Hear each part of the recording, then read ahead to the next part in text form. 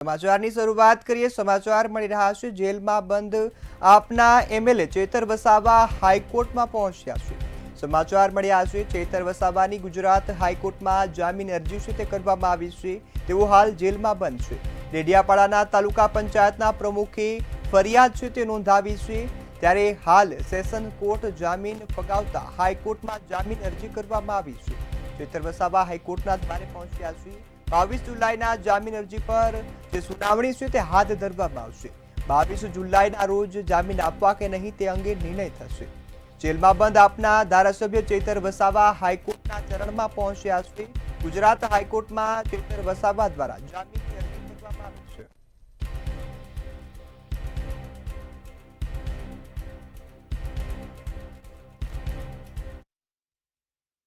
આગળ સમાચાર અમદાવાદથી પ્રાપ્ત થઈ રહ્યા છે। અમદાવાદમાં એએમસીની સંકલન બેઠકમાં મોટો ખુલાસો થયો છે। એએમસીની સંકલન બેઠકમાં આ ખુલાસો થયો છે। સમાચાર અમદાવાદથી મળ્યા છે, જ્યાં એએમસીની 2 પ્રોપર્ટીની ફાઇલ ગુમ થઈ હોવાની ઘટના સામે આવી છે। સંકલનની બેઠકમાં ખુલાસો થયો, જેમાં કાલુપુર શાક માર્કેટ ફૂલ બજારની ફાઇલ ગુમ જોવા મળી છે, જેને લઈ આ મામલો સામે આવ્યો છે। ફાઇલ બાબતે ધારાસભ્ય અમિત શાહની રજૂઆત।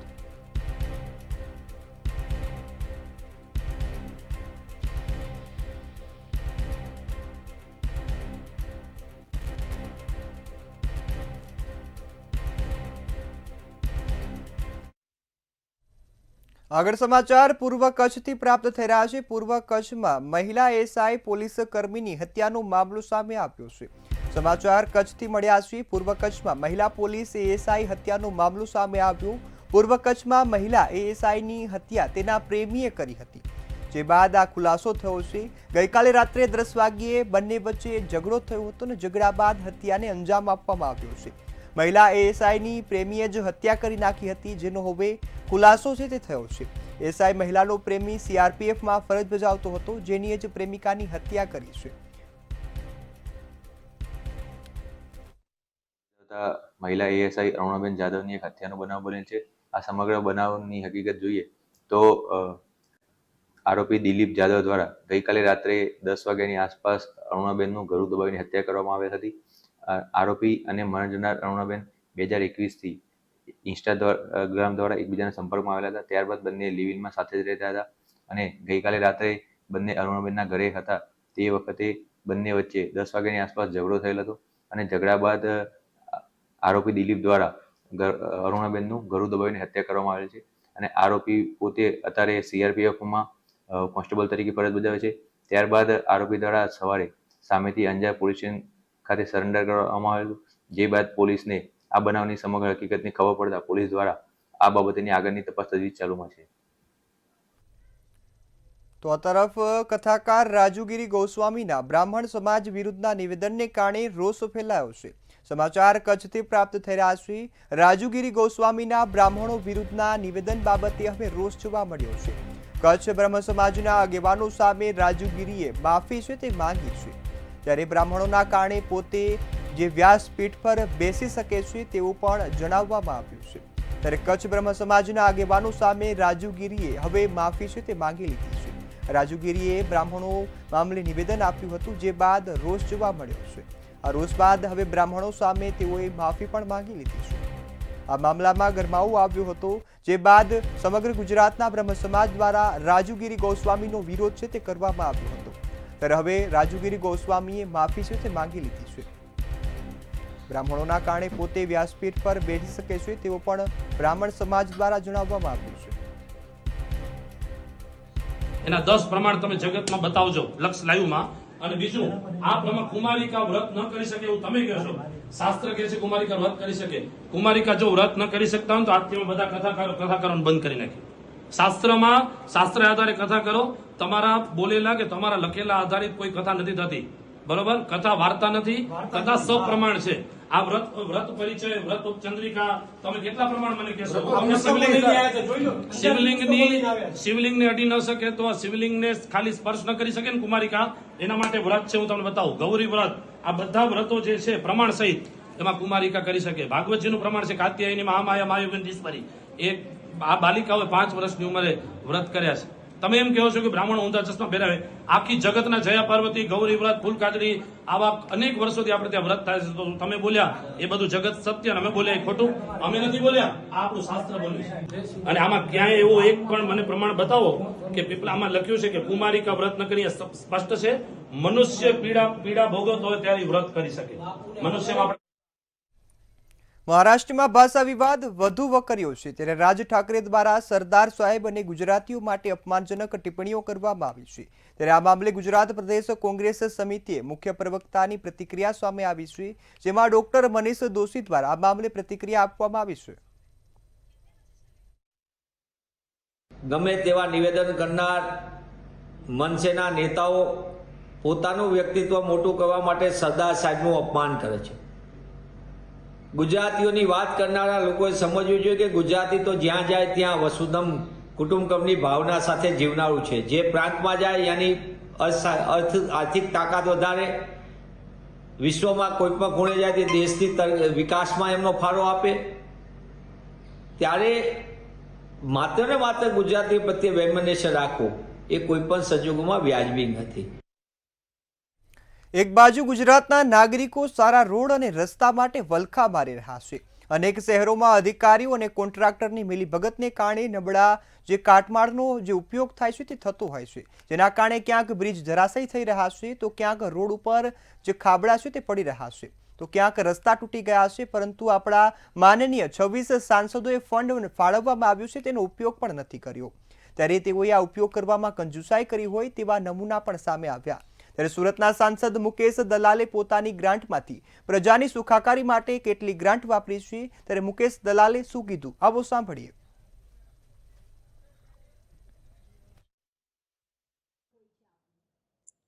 સાંસદ તરીકે વાર્ષિક ગ્રાન્ટ 5 કરોડની હોય છે.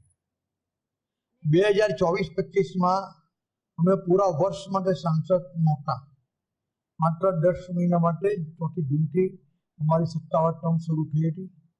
એટલે તે માટે તે પ્રમાણે એપ્રોપ્રિએટ 2024-25ની 4.80 કરોડની ગ્રાન્ટ અને 2025-26 નાણાકીય વર્ષ જે હજુ હમણાં શરૂ થયું છે તેની 5 કરોડ, એમ તમે જુઓ તો 9.80 કરોડની ગ્રાન્ટ અમારી જમા છે. તમે સમજો કે 16 મહિના છે, 16 મહિના પ્રમાણે તમે ગણવા જાઓ. શહેરી વિકાસ વર્ષ 2025 અંતર્ગત અમદાવાદના પાલડી ટાગોર હોલ ખાતે મુખ્યમંત્રીની ઉપસ્થિતિમાં કાર્યક્રમનું આયોજન કરવામાં આવ્યું હતું. અમદાવાદની સ્વચ્છતામાં પ્રથમ નંબર લાવવામાં આવ્યો છે. ત્યારે અમૂલ્ય યોગદાન આપનાર એએમસીના તમામ ઝોનના સફાઈ કર્મીઓ અને અધિકારીઓનું રાજ્યના મુખ્યમંત્રી ભૂપેન્દ્ર પટેલ દ્વારા સન્માન કરવામાં આવ્યું હતું. અમદાવાદ રિવરફ્રન્ટ પર 4500 સ્ક્વેર મીટરમાં તૈયાર કરાયેલા ગ્લો ગાર્ડનનું આજે મુખ્યમંત્રીના હસ્તે લોકાર્પણ કરવામાં આવ્યું છે. રિવરફ્રન્ટ જે મૂન ટ્રેન ભેટ છે તે આપવામાં આવી છે. સાથે જ મુખ્યમંત્રી ભૂપેન્દ્ર પટેલે ઓન રૂટ સોલાર જે પાવર્ડ ઇલેક્ટ્રિક ચાર્જિંગ સ્ટેશનનું પણ લોકાર્પણ કર્યું છે. સ્વચ્છતામાં ભારત દેશમાં અમદાવાદ શહેરને પ્રથમ સ્થાન મળ્યું છે એ આપણા સૌના માટે ખૂબ જ ગૌરવની બાબત છે. અને આજે મુખ્યમંત્રી શ્રી દ્વારા જે આ સફળતામાં જે આપણને અમૂલ્ય યોગદાન આપનાર એવા સમસ્ત સફાઈ કર્મીઓનું અહીંયાથી સન્માન કરવામાં આવશે. અને એની સાથે સાથે હું તમામ નાગરિકોનો પણ આ સફળતા માટે જે સહયોગ છે એમને પણ ખૂબ ખૂબ અભિનંદન પાઠવું છું. સૌથી સ્વચ્છ શહેરોનો એવોર્ડ એ આપણા અમદાવાદ શહેરને મળ્યો છે. એ માટે સૌ પ્રથમ જો કોઈ હકદાર હોય તો એ સર્વ સફાઈ કામદાર મિત્રો, એમને સૌથી પહેલાં અભિનંદન પાઠવું છું. અમદાવાદ મહાનગરપાલિકાના સૌ મેયરશ્રી અને કમિશનરશ્રીની ટીમ, આપ સૌને પણ અને નગરજનોને પણ ખૂબ ખૂબ અભિનંદન પાઠવું. અમદાવાદ કોર્પોરેશનના દક્ષિણ પશ્ચિમ ઝોનમાં બાઉન્સરો દ્વારા સગીર પર જે હુમલો કરવામાં આવ્યો તેનો કિસ્સો બહાર આવ્યો છે, જેમાં 25 જેટલા બાઉન્સરો અને એસએસ અધિકારીઓએ 2 યુવાનોને દબાણ કરી અને ગાડીમાં નાખી અને ફરી ઢોરમાર માર્યું હતું. પોલીસે ફરિયાદ લેવાની ના પાડી હોવાનો આક્ષેપ પણ પરિજનો દ્વારા કરવામાં આવ્યો છે. સગીર યુવકને ગંભીર રીતે જાહેરમાં માર મારનાર સામે એક્શન લેવાના બદલે પોલીસે ધાક ધમકી આપી અને ભગાડી મૂક્યા હતા. મંતવ્ય ન્યૂઝના આ પરિવાર દ્વારા જે ન્યાયની ગુહાર છે તે લગાવવામાં આવી છે. અમદાવાદમાં બાઉન્સરોની દાદાગીરીનો એક વિડીયો વાયરલ થયો હતો. આ વિડીયોની અંદર દબાણ ખાતાનામાં જે ગાડી હતી એની અંદર મોટી સંખ્યામાં દબાણના જે કર્મચારીઓની સાથે સાથે બાઉન્સરો પણ આવ્યા અને બે યુવાનોને ઢોર માર માર્યો હતો. આ વિડીયો સોશિયલ મીડિયામાં વાયરલ થયો, પરંતુ આ જે યુવાન જે છે તે યુવાન અને તેનો પરિવાર છે તે ન્યાય માટે વલખા મારી રહ્યો છે. એકદમ સગીર વયનો યુવાન છે. આપણે એની પાસે જાણીએ કે શું ઘટના હતી. અચ્છા, એ જણાવશે કે શું થયેલું હતું ત્યારે? મેં મેચ રમવા ગયા હતા ને, તો અમે એક માસીની મદદ કરતા હતા. મદદ કરતા કરતા અમને ઝાલ્યા નહીં, અમને માર્યા. ભાઈ દબાણમાં માર્યા અને બહાર બી માર્યા. એટલે પેલું શાકભાજીનું બધું લારીનું આમ નાખી દીધેલું ને, તમે મદદ કરતા હતા. પેલા દબાણવાળાને એમને બધા થઈને માર્યા. બહાર બી માર્યા ને ગાડીમાં માર્યા. પછી આ ચોકીએ છેલ્લે લઈને આવ્યા. કેસ કર્યો હતો એમને. મોબાઈલ બી હાલો ગયો ને, ગળામાં પહેરવાનું રોકેટ છે ને એ બી હાલો ગયો. પોલીસને કીધું કે અમારા સામે અરજી કરવી છે. આ લોકો પર અમારા બાબાને માર્યા છે અને એને મોબાઈલ ગુમ થઈ ગયો છે અને ગળામાં લોકેટ ગુમ થઈ ગયું છે. અમારી અરજી લો તમે સાહેબ. પણ અરજી અમને આલીને નોટિસ આપી દીધી. એમાં કાંઈ અરજીનું કાંઈ લખ્યું નહોતું અને અમને એમ કીધું કે આ સરકારી નોકરીવાળા છે, એમસીવાળા છે, એટલે આમની ઉપર કેસ થશે નહીં. તમારે બીજે ગમે ત્યાં કેસ કરવો તો કરો. પછી અમે બોલાવી 100 નંબરમાં ગાડી, પહેલાં નગર ગાર્ડન. પછી એ ગાડીવાળા સાહેબને અમે કીધું, સાહેબ અમને ગાડીમાં બેસાડીને લઈ ગયા અને મારા ભાણિયાના ધમકી એવી દીધી કે તને આખી રાત અંદર ગાલી દેશે અને તને આખી રાત મારશે. તો અમે બીકની મારે અમે ગાડીમાંથી ઉતરી ગયા. અમે પછી આગળ કેસ કર્યો નહીં. બહુ મારે એમને છોકરાને બહુ મારે. સારી વાત છે ના, સારી રીતે દેખાય સાહેબ. શું થવું જોઈએ? લઈ જાઓ, એમને નોકરી કાઢી મેકવો જોઈએ. રિટાયર કરી નાખવા પડે એવા માણસને. આજે એમને મારે, કાલ બીજાને મારે. એમનો કાયદો આવી રીતે ના લાગે ને. ઘડી આવતા છે દાદાગીરી કરવા. હા, દાદાગીરી કરવા આવે છે ને, અંદર આવે જ છે. અત્યારે મ્યુનિસિપલ કોર્પોરેશન ને એની અંદર જે બાઉન્સરો છે, બાઉન્સર ના કહેવાય, ગુંડા કહેવાય, માથાભારે તત્વો કહેવાય, આ તમામ લોકો ઉપર ક્રિમિનલ કેસ માર ખેલતી હશે. જે રીતના મારામારી કરે છે, નાના નાના બાળકોને આ રીતના ખતરનાક રીતે મારે છે, કિડનેપિંગ કરીને ગાડીમાં નાખે છે, ગાડીની અંદર મારે છે અને પાછા પોલીસની હાજરીમાં એ લોકોને કિડનેપિંગ કરીને ત્યાં ઉતારે છે. બરાબર ને? મોબાઈલ લૂંટી, આની પહેલા બી અમારી અસંખ્ય મોબાઈલ લૂંટો લીધા. ચોરીની, લૂંટની, ગુનાની કોઈ ફરિયાદ નહોતા તેની ઉપરથી અમારી ઉપર ખોટી ફરિયાદો નહોતા જાય. આજે પોલીસ સ્ટેશનમાં 3 મહિનાની 28 તારીખે મારી પર ખોટો ગુનો નોંધાયો છે. બરાબર ને? અસંખ્યમાં મારી પર ગુના નોંધાય છે. મૂળ વસ્તુ એ છે કે કોર્પોરેશનના આવા લુખાઓ, ગુંડાઓ, તત્વોની જરૂર શું છે? લારી ગલ્લા પાથરણામાં રોજનું રોજ કમાઈને ખાનારા લોકો છે. માણ 100, 200, 500 રૂપિયા કમીને પોતાનું ઘર ચલાવે છે. એ લોકો પર આવી દાદાગીરી કરીને મ્યુનિસિપાલિટી કોર્પોરેશનના, સરકારના, ભારતીય જનતા પાર્ટીનું શાસન શું કહેવા માંગે છે? પણ જે પ્રમાણે બીજો વિડીયો બીજા દિવસનો 24 કલાકની અંદર પત્રકાર પર પણ બાઉન્સર દ્વારા હુમલો કરવામાં અને બંને એજન્સીને ફક્ત 50-50 હજારનો દંડ કરીને છોડી મૂકવામાં, આ કેટલું યોગ્ય કહેવાય? આ મૂળભૂત એ છે કે વસ્તુ આ લોકો મળેલા જ છે. કોર્પોરેશનમાં જે બાઉન્સરો છે એને ખુલ્લી છૂટ આપેલી છે. એજન્સી બી માર ખ્યાલથી ભારતીય જનતા પાર્ટીના નેતાની કોઈ હશે, કાં તો એની પાર્ટનરશિપ ચાલતી હશે. બરાબર ને? એટલી છૂટ આપી દીધી છે કે પોલીસ જ્યાં હમલો નહીં કરશે, મારી શકતી નહીં, ત્યાં આગળ આ બાઉન્સરો ખુલ્લી આમ દાદાગીરી કરીને લોકોને મારી રહ્યા છે. બરાબર ને? પત્રકાર બહેનોને, પત્રકાર છે, બેન છે, એ છતાં બી એની ઉપર હાથ ચાલકી કરી રહ્યા છે, છેડતી કરી રહ્યા છે. તો આ પ્રકારના ગંભીર ગુનાઓ આ લુખ્ખા તત્વોનો ખુલ્લો દ્વાર આપી દીધો છે, જેની ઉપર લગામ આવી જોઈએ અને કડકમાં કડક આ લોકો પર એક્શન લેવા જોઈએ. એટલે કે એક માંગ છે કે આવા જે અસામાજિક તત્વો જ કહી શકાય અને આવા જે લુખ્ખા બાઉન્સરો છે તેની સામે કડક કાર્યવાહી થાય અને સાથે સાથે જે પ્રમાણે સામાન્ય લોકોની સુરક્ષા માટે પોલીસ છે, તો પોલીસ પણ આ લોકોનો ન્યાય નથી આપી રહી. પોલીસ જે છે તે ફરિયાદ નથી લઈ રહી તેવા આક્ષેપ થઈ રહ્યા છે. ત્યારે આવા અસામાજિક તત્વો, ગુંડા જેવા બાઉન્સરને પકડીને જેલ હવાલે કરવામાં આવે તેવી માંગ પણ છે. કેમેરામેન પૂજન બ્રહ્મભટ્ટ સાથે મીર દુધરેજિયા, મંતવ્ય ન્યૂઝ, અમદાવાદ. અમદાવાદ પશ્ચિમ લોકસભાના સાંસદ દ્વારા સંસદ ખેલ મહોત્સવનો પ્રારંભ કરાવવામાં આવ્યો છે. ખોખરાના સ્પોર્ટ કોમ્પ્લેક્સની આ મહોત્સવની શરૂઆત છે તે કરવામાં આવી છે. ફિટ ઇન્ડિયા અંતર્ગત યુવાનો રમતગમત ક્ષેત્રે આગળ વધે તે હેતુથી સ્પર્ધા શરૂ કરવામાં આવી છે. વડાપ્રધાન નરેન્દ્ર મોદી દ્વારા હાલ સ્પોર્ટ ક્ષેત્રે યુવાનોને આગળ વધારવા માટે પ્રયાસ કરી રહ્યા છે, જેને લઈ સતત રમતગમત ક્ષેત્રે બજેટની વધુ ફાળવણી પણ કરવામાં આવે છે. આ કાર્યક્રમ થકી યુવાનોને નેશનલ ગેમ્સમાં પણ ખૂબ જ ફાયદો થશે. ત્યારે આજના આ કાર્યક્રમમાં પશ્ચિમ લોકસભાના સાંસદ દિનેશ મકવાણા અને શહેર પ્રમુખ પ્રેરક શાહ સહિત ધારાસભ્યો પણ હાજર રહ્યા હતા. ત્યારે મોટી સંખ્યામાં રમતવીરોએ પણ આ કાર્યક્રમમાં ભાગ લીધો હતો.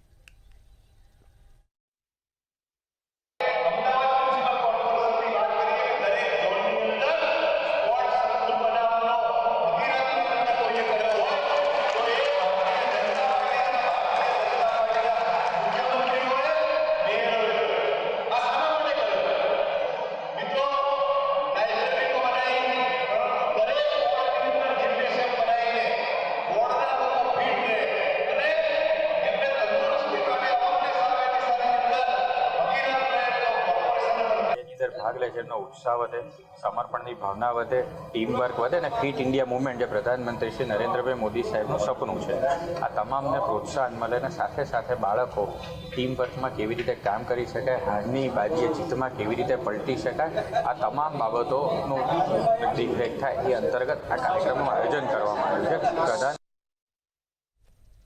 અમદાવાદમાં ખૂબ જ ખ્યાતનામ સ્પ્રે અને અગરબત્તી બનાવનાર કંપનીના પ્રોડક્ટનું લોન્ચિંગ કરવામાં આવ્યું હતું. અમદાવાદના હિમાલયા મોલ ખાતે ફ્લોરિસ જે ફ્રેગ્રન્સ કંપનીની વિવિધ વસ્તુઓનું લોન્ચિંગ કરવામાં આવ્યું છે, જેમાં લોકોને વિવિધ જે સ્પર્ધા છે તે રમાડી અને ઇનામ પણ આપવામાં આવ્યા હતા. ફ્લોરિસ જે ફ્રેગ્રન્સ કંપનીની વસ્તુ મુખ્યત્વે લોકોના ઘર માટે ખૂબ જ ઉપયોગી હોય છે અને તે ઘર ઘર સુધી પહોંચી રહી છે.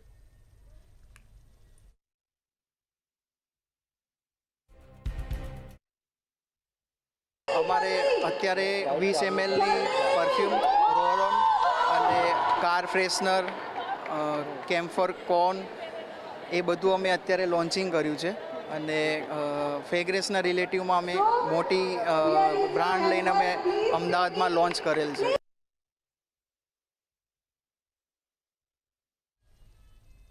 વડોદરામાં દિવસે ને દિવસે માનવ વસ્તી વધી રહી છે, તો શહેરની બહારની તરફ જે માનવી વસાહતો છે તેનો પણ વિકાસ થઈ રહ્યો છે. ભૌતિક સુવિધાઓ મેળવવા માટે આજે જે માનવી તંદુરોજગાર પણ ઊભો થઈ રહ્યો છે, ત્યારે આ તમામ બાબતો વચ્ચે વડોદરામાં ટ્રાફિક સમસ્યા આમ જનતા માટે માથાનો દુખાવો સમાન બની છે. ત્યારે મંતવ્ય ન્યૂઝ દ્વારા આજે વડોદરાની ટ્રાફિક નિયમનની સ્થિતિ અંગે રિયાલિટી ચેક કરવામાં આવ્યું હતું, જેમાં કેટલાક વિસ્તારમાં જે ભારદારી વાહનોનું જારી કરેલું જાહેરનામાનો ભંગ થતો હોય તેવું જોવા મળ્યું છે. જે કે ભારદારી વાહનોથી એને અટકાવવા માટે ભારદારી વાહનો શહેરમાં પ્રવેશે નહીં, જાહેરનામાનો અમલ થાય એના માટે કડકાઈથી કાર્યવાહી કરવામાં આવે છે. એવા વાહનોને જપ્ત પણ કરવામાં આવે છે. આ ઉપરાંત રોંગ સાઈડ વાહનો ચલાવે છે એવા વાહન ચાલકોની વિરુદ્ધમાં પણ કાર્યવાહી ચાલી રહી છે. આ ઉપરાંત અમારા જે કંઈ સીસીટીવી કંટ્રોલ રૂમમાં જે કેમેરા લાગેલા છે અને કેમેરાથી એમનું કેપ્ચર કરી લોકો કેવા પ્રકારનું વાહન ચલાવે છે એ વાહન ચાલકને બોલાવી એને કાઉન્સિલિંગ કરી એને સમજાવી કે ભાઈ જો તમે કેવું વાહન ચલાવો છો તો એને બોલાવીને એને દંડનીય કાર્યવાહી કરવામાં આવે છે. અને નામદાર હાઈકોર્ટની ટકોર બાદ રાજ્યની અંદર ટ્રાફિક સંચાલનને લઈને ટ્રાફિક પોલીસ ક્યાંક ને ક્યાંક હવે કાર્યરત થઈ છે. ટ્રાફિક પોલીસનું જે કામગીરી છે એ કામગીરી શંકાના દાયરામાં આવી હતી, જેને લઈને નામદાર હાઈકોર્ટ દ્વારા સ્પષ્ટ રીતે સૂચના આપવામાં આવી હતી કે કંઈ પણ કરો પરંતુ જે અકસ્માતો થઈ રહ્યા છે એ અકસ્માતોનું પ્રમાણ ઘટવું જોઈએ અને ત્યારબાદ ક્યાંક ને ક્યાંક ટ્રાફિક વિભાગ હવે હરકતમાં આવ્યું છે. આપ જોઈ શકો છો એમ વડોદરાનો ખૂબ જ વ્યસ્ત કહી શકાય તેવો આ કોટા દાંડિયા બજાર બ્રિજ છે, ત્યાં આગળ જે ટ્રાફિક નિયમન થઈ રહ્યું છે. શહેર ટ્રાફિક પોલીસના જે કર્મચારીઓ છે, કર્મચારીઓ દ્વારા ટ્રાફિક નિયમનની જે કામગીરી છે કામગીરી હાથ ધરવામાં આવી રહી છે. અલબત્ત કેટલાક દિવસો પહેલા ટ્રાફિક નિયમન જે થતું હતું તે માત્ર ને માત્ર કાગળ પર થતું હોય એ પ્રકારની લાગણી હતી, ત્યારે હાઈકોર્ટની ટકોર બાદ મંતવ્ય ન્યૂઝની રિયાલિટીમાં આ તમામ લોકો ટ્રાફિકની જે કામગીરી છે કામગીરી સુપેરે કરતા હોય તે પ્રકારના દ્રશ્યો જોવા મળી રહ્યા છે. સૌથી મહત્વની વાત છે કે રાજ્યમાં જે પ્રમાણે અકસ્માતની ઘટનાઓ આવે છે અને અકસ્માતની ઘટનાઓમાં અનેક નિર્દોષોના જીવ જાય છે, ત્યારે હાઈકોર્ટની ટકોર બાદ રાજ્ય સરકારે પણ આ બાબતને ગંભીરતાથી લીધી છે અને શહેર જિલ્લાના જે ટ્રાફિક વિભાગના અધિકારીઓ છે તેઓને કડક સૂચના પણ આપી દેવામાં આવી છે અને સૂચના અનુસાર શહેરમાં ખાસ કરીને પીક અવર્સ જે કહેવાય, જેમાં વાહન જવરની અવર જવર વધારે હોય છે, વાહન વ્યવહાર વધારે થતો હોય છે, તે સમયને ખાસ સાચવવાની સૂચના પણ આપવામાં આવી છે. કેમેરા પર્સન કેતર સિંધે સાથે તુષાર પટેલ, મંતવ્ય ન્યૂઝ, વડોદરા. સુરત શહેરમાં જાહેરનામું બહાર પાડી ભારે વાહનો પર પ્રવેશબંધી ફરમાવવામાં આવી છે, છતાં પણ ભારે વાહનોની અવરજવર સતત જોવા મળી રહી છે. સ્કૂલ બસ, સ્ટાફ બસ, જે અનેક જે વાહનો છે, સાથે જ શાકભાજી સહિત મુક્તિ આપેલા વાહનો સિવાય પણ રેતી, કપચીના ડમ્પરો પોલીસની નજરમાં જ પસાર થાય છે. ભારે વાહનોને કારણે દિન પ્રતિદિન અકસ્માતની સંખ્યામાં વધારો થઈ રહ્યો છે. શહેરના પાંડેસરા ખાતે આવેલા દક્ષેશ્વર ખાતે રિજિયન જે 3 ખાતેની પ્રવેશ દ્વાર છે ત્યાં પ્રવેશબંધી ફરમાવવામાં આવી છે. તેમ છતાં ડમ્પર ચાલકો પસાર થાય છે, ત્યારે મંતવ્ય ન્યૂઝના કેમેરામાં તમામ ડમ્પર ચાલકો કેદ થયા છે. સુરત ખાતે મંતવ્ય ન્યૂઝની ટીમ દ્વારા જે રિયાલિટી ચેક કરવામાં આવ્યું હતું, આ રિયાલિટી ચેકમાં લોકોએ અકસ્માતનો ભય દર્શાવ્યો છે.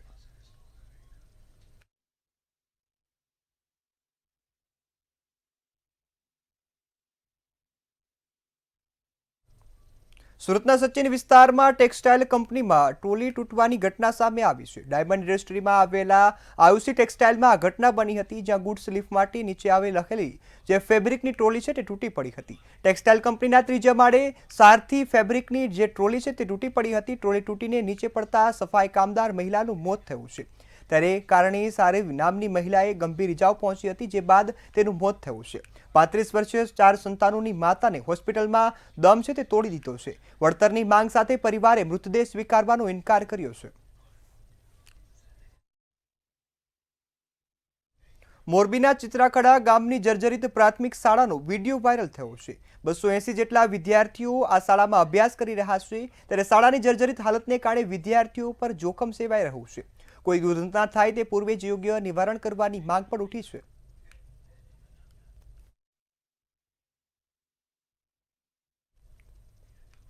અમદાવાદમાં ફેમિલી કોર્ટની મહિલા જજ સામે છેતરપિંડી કરવામાં આવી હતી. મહિલા જજ સાથે 94,000ની ઓનલાઈન છેતરપિંડી આચરવામાં આવી છે. ભદ્ર સ્થિત ફેમિલી કોર્ટમાં મહિલા જજ ફરજ બજાવે છે, ત્યારે મહિલા જજે એજીઓ એપ પરથી 2 ડ્રેસ મંગાવ્યા હતા. એક ડ્રેસ ઓછો આવતા કસ્ટમર કેરનો સંપર્ક કર્યો હતો. આ સાથે જ કસ્ટમર કેર સર્ચ કરતા ભૂલથી ફેક નંબર પણ સંપર્કમાં આવ્યો હતો, જે બાદ આ નંબર પર સંપર્ક કર્યો હતો. આરોપીઓએ ફેક એજીઓ અધિકારીની ઓળખ આપી અને ફ્રોડ કર્યું હતું. રિફંડ માટે યુપીઆઈ આઈડી ઉપર પેમેન્ટની પ્રોસેસ કરવી પડશે તેવું જણાવ્યું હતું, અને જે બાદ પ્રોસેસ કરતા જ જજના ખાતામાંથી રૂપિયા ઉપડી ગયા હતા. તેમજ કારજ પોલીસે ગુનો નોંધી આગળની તપાસ હાથ ધરી છે. વડોદરામાં ગંભીરા બ્રિજ દુર્ઘટના બાદ રાજ્યના તમામ બ્રિજો પર નિરીક્ષણ શરૂ કરવામાં આવ્યું છે. આજે અમદાવાદના ઓડા દ્વારા કમોડ જે બ્રિજ છે તે ખાતે મોબાઈલ બ્રિજ ઇન્સ્પેક્શન કરવામાં આવ્યું હતું. યુનિટ વડે સંઘ નિરીક્ષણ કરાયું છે. ત્યારે MBIU વડે બ્રિજનું સુપર સ્ટ્રક્ચર છે તેની વિવિધ ભાગો જેવા કે બેરિક અને ગટર અને ડ્રેડ સહિતના સ્લેબનું પણ બોટમ પાર્ટનું વિગતવાર નિરીક્ષણ કરાયું છે. પરંતુ હાલમાં કમોડ બ્રિજમાં એક પણ સ્ટ્રક્ચર ક્ષતિ દેખાઈ નથી.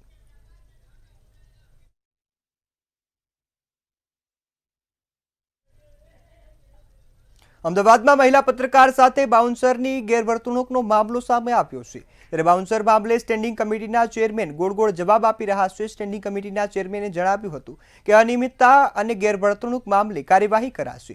બાઉન્સરના ઉપયોગ માટે અમે પોલિસી નક્કી કરીશું. જરૂર પડે ત્યાં બાઉન્સર હટાવી અને સામાન્ય સિક્યુરિટી મૂકીશું. બાઉન્સર તમામ જગ્યાએ નથી અને વિપક્ષના દાવા પોકળશે. તમામ જગ્યાઓ બાઉન્સરો કુલ ખર્ચ 200 કરોડ જેટલો થાય છે. સામાન્ય રીતે વિપક્ષ દ્વારા ખોટા આક્ષેપો કરવામાં આવતા હોય છે. આ તમામ આક્ષેપોને હું નકારું છું. ખાસ કરીને હોસ્પિટલો હોય અને કમિશનરશ્રીને ત્યાં મેયરશ્રીના ત્યાં બાઉન્સરનો ઉપયોગ થતો હોય છે. સમગ્ર બાઉન્સર આપણે વાત કરીએ સિક્યોરિટી ખર્ચ આટલો આવતો હોય છે. એટલે વિપક્ષના નેતા દ્વારા જે આક્ષેપ કરવામાં આવ્યા એમાં તથ્ય છે નહીં, પરંતુ કોઈ જગ્યાએ બાઉન્સરો દ્વારા અનિયમિતતા દાખવવામાં આવી હશે અથવા તો ખરાબ જો વર્તન કરવામાં આવ્યું હશે તો તેના પર દંડાત્મક કાર્યવાહી પણ કરવામાં આવશે. મહેસાણાની મલ્ટી સ્ટેટ અર્બન બેંકની પેટા ચૂંટણીમાં ધારાસભ્ય મુકેશ પટેલ અને એપોલો ગ્રુપના આનંદ પટેલ સહિતના આગેવાનોએ ઝંપલાવતા ચૂંટણી જંગ રસપ્રદ બની ગઈ છે. ત્યારે ડિરેક્ટરોની 8 બેઠકો સામે કુલ 69 ફોર્મ ભરાયા છે, જેની સોમવારે ચકાસણી કરાશે. 25મીએ ઉમેદવારી પરત ખેંચવા બાદ હરીફ ઉમેદવારોનું ચિત્ર સ્પષ્ટ થઈ જશે.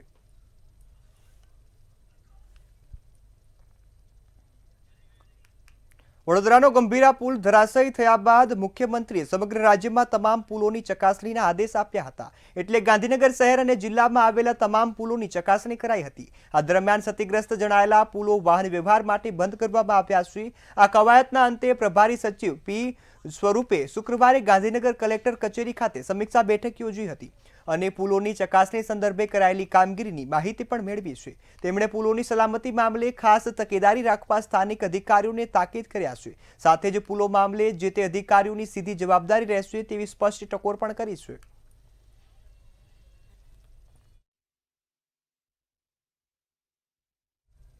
વડોદરાના ડભોઈ મેનપુર ગામે પિલો પ્લાસ્ટરનું જે કંપની છે તેમાં બ્લાસ્ટ થયો હતો. ત્યારે પોલીપ્લાસ્ટર કંપનીમાં બ્લાસ્ટ થતાં 7 કામદારોને ઈજા પહોંચી હતી. પોલીપ્લાસ્ટર કંપનીમાં ફાયર એનઓસી ન હોવાનો પણ આરોપ લાગ્યો છે. આ સાથે જ કર્મીઓ અને અધિકારીઓની મિલીભગત હોવાનો પણ આક્ષેપ લગાવવામાં આવ્યો છે. ધારાસભ્યએ સંકલન સમિતિમાં કલેક્ટરને રજૂઆત કરી હતી તેમજ કલેક્ટરને ફાયર એનઓસી ન હોવાની રજૂઆત પણ કરવામાં આવી હતી.